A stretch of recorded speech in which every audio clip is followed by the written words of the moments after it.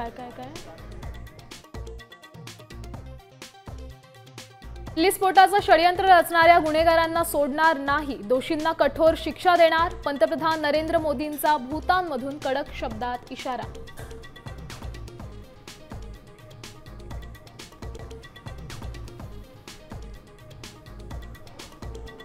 दिल्लीतील स्फोटाचं पुलवामा कनेक्शन समोर, मोहम्मद सलमाननं काश्मीरमधील तारिकला विकली होती कार।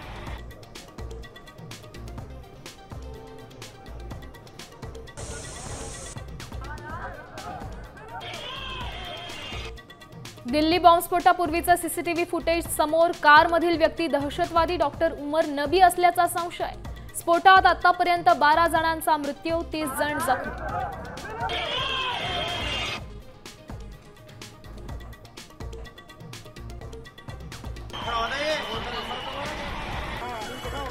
दिल्ली बॉम्बस्फोटानंतर महाराष्ट्रात हाय अलर्ट, धार्मिक स्थळं, मुंबई पुण्यात सुरक्षा वाढवली।